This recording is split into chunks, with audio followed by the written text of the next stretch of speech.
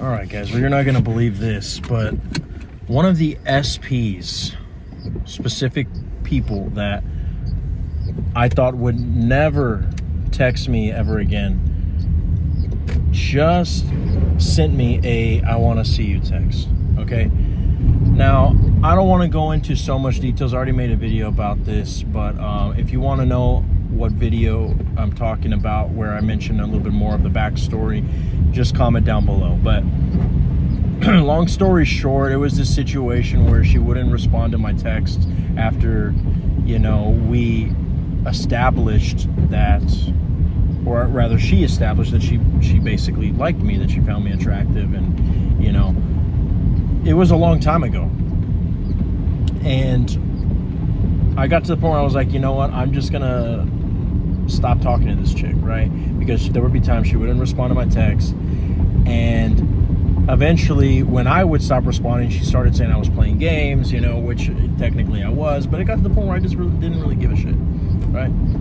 But she was actually one of the first that I really started using techniques on when it comes to text messages. I really don't like the whole idea of manifesting text messages, but I thought that, if there was anyone I would experiment with for text message manifestations, it would be her. So we're just going to call her Diana.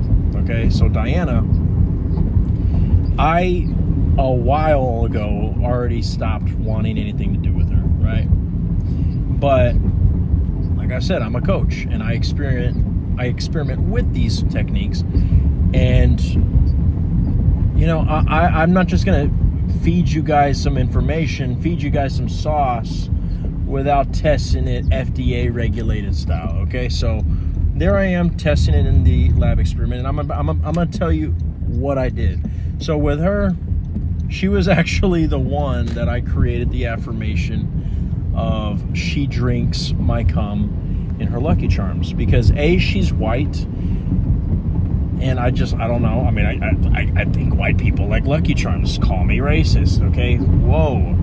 But I could just totally see, she's just one of those like white chicks where I could just tell that she, is probably a Stranger Things fan, and I'm like, yeah, I could totally see her eating Lucky Charms out of the Ziploc. But either ways, so I started saying that, I started using that affirmation for her every single time. My ego was like, dude, why is it that every single time a girl, because here's the thing, I noticed that every single time that a girl will randomly show me attraction, it's like it fades, and it's like whether I do everything right, quote unquote, nothing ever comes out of it. So whenever I would remind myself of that, I would think of Diana, and I would say, oh look, this is my ego would be like, look, this is the perfect example. So whenever she kept popping up in my brain, I would just say that she drinks my cum in her Lucky Charms every single morning for breakfast, right?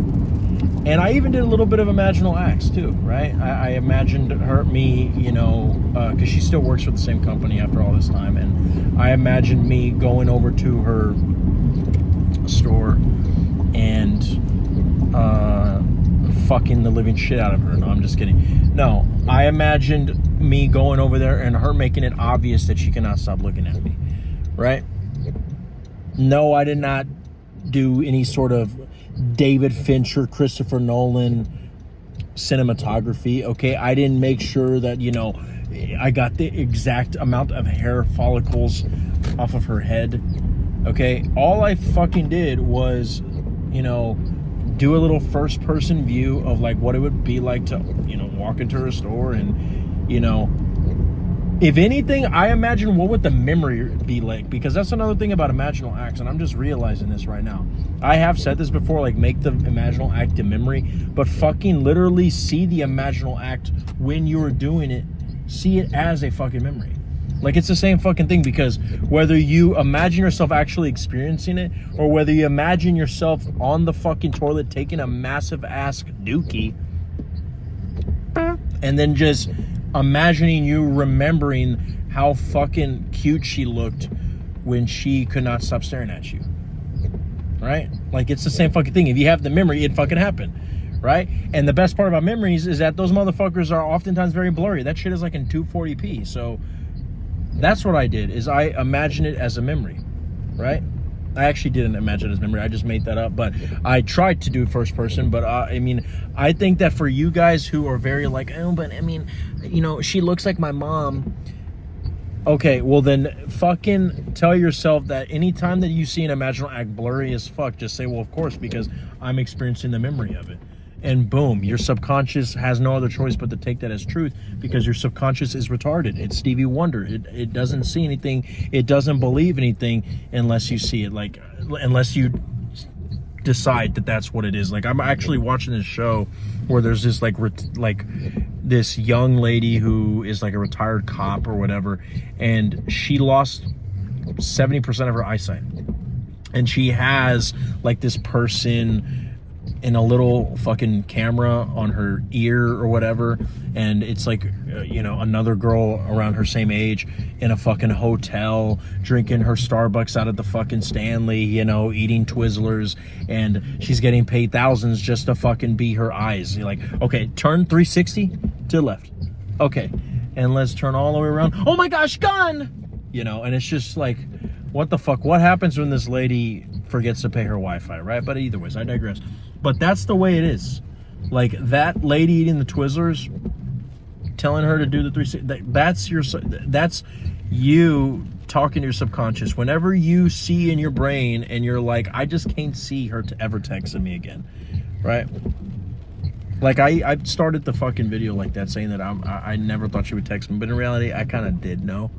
You know, it's just this, I'm gonna be honest with you, this is one of the first times in a while that someone from like the deep past just randomly was, you know, send me a text about, I'm thinking of you, I want to see you, right? I mean, it's happened before, but in a long time. And why?